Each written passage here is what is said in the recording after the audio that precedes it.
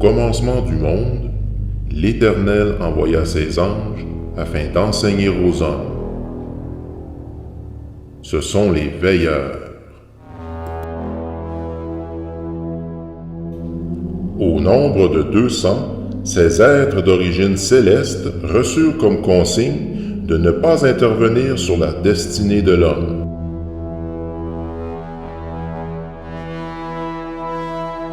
Or, il arriva ceci. Les veilleurs dérogèrent de leur mission et décidèrent de s'accoupler avec les filles des hommes. Ainsi, ils engendrèrent une nouvelle race, les demi-dieux. Ils enseignèrent aussi aux hommes l'iniquité, ces choses interdites qui ne devaient jamais être révélées et qui corrompirent l'humanité afin de commettre le péché. On leur apprit, entre autres, l'astrologie, la sorcellerie et les enchantements. Après leur désobéissance, ces êtres angéliques connurent la déchéance et perdirent leur statut de créatures célestes. Ils furent donc condamnés à errer sur la terre, et c'est à ce moment qu'on leur donna le qualificatif de démons.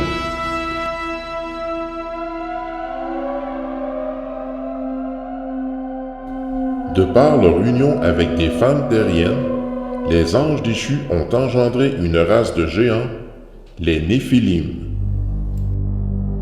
Ils peuvent être associés aux trolls et aux ogres de la mythologie nordique. Tout comme les Néphilim, ces géants avaient la réputation de dévorer tout ce qui leur tombait sous la main, allant même jusqu'à dévorer les hommes.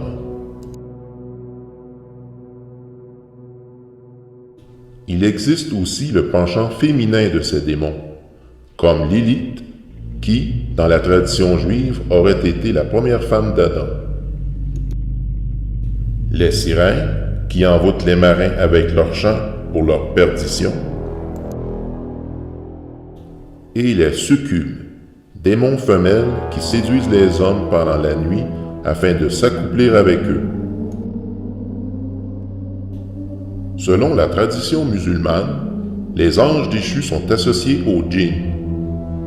Ce sont des êtres de feu qui habiteraient sur la terre dans une dimension différente de la nôtre.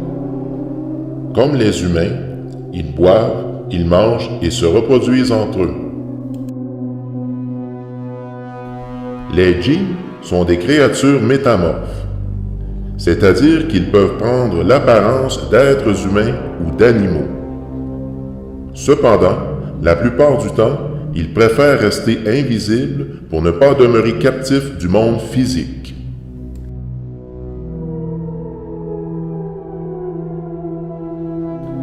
On raconte que des personnes auraient vu la manifestation de djinns en pénétrant à l'intérieur de grottes profondes.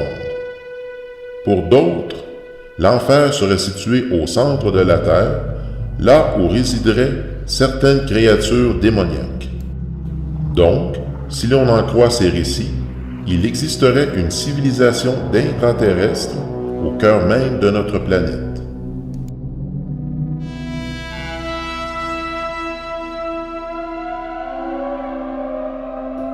Dans les mythologies anciennes, les dieux, qui pourraient s'apparenter aux anges déchus, auraient été vénérés pendant leur passage sur Terre. La notion d'enfer est commune à toutes les cultures. Il existe donc, pour chacune, un dieu attitré afin de régner sur ce lieu de supplice et de tourment. Hadès est le dieu grec qui régit le royaume des morts. Il est assimilé à Pluton du panthéon romain.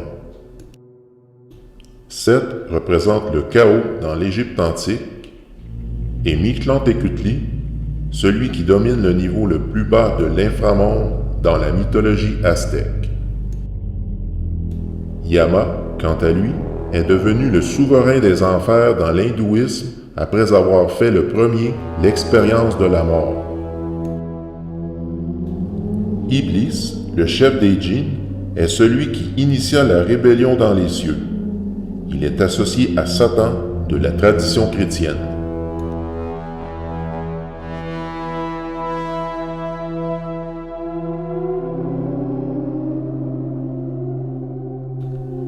On ne peut parler d'ange déchu sans parler de Lucifer.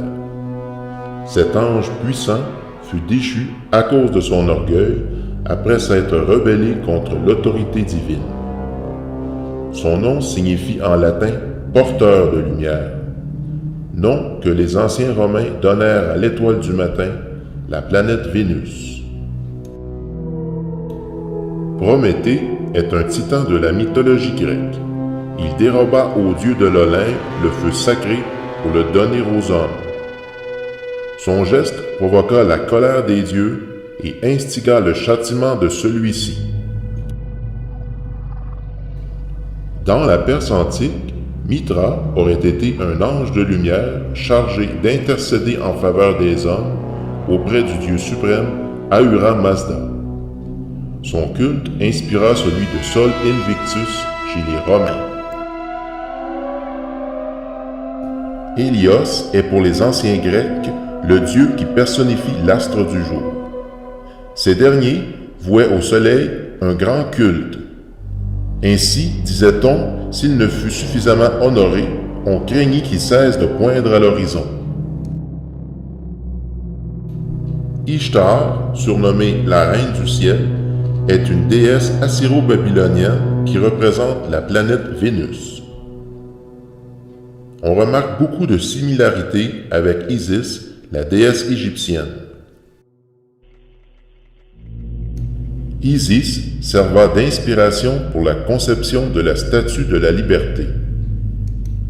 Cette statue représente Libertas, une divinité solaire qui, par son flambeau, illumine le monde. Notons que les concepteurs de cette statue sont tous deux francs-maçons. D'autres divinités représentent le soleil, comme Ra, divinité suprême de l'ancienne Égypte, Surya, qui est vénéré en Inde, et Huitzilopochtli, qui incarne le soleil, serait aussi le dieu de la guerre chez les Aztèques.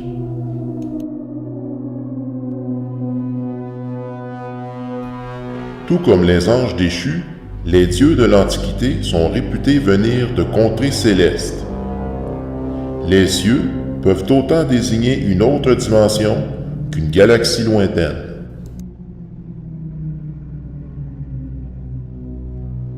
Dans la culture populaire, de nombreux témoignages rapportent l'observation d'êtres venus d'ailleurs.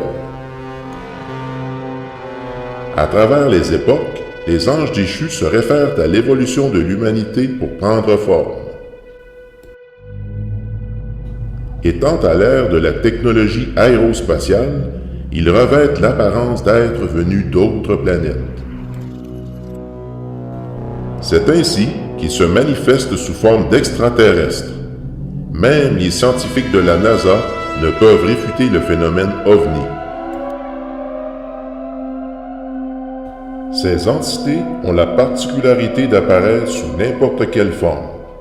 Pour certains, ils apparaissent sous une forme hideuse. Pour les plus puissants, ils utilisent la ruse afin de se faire passer pour des anges de lumière.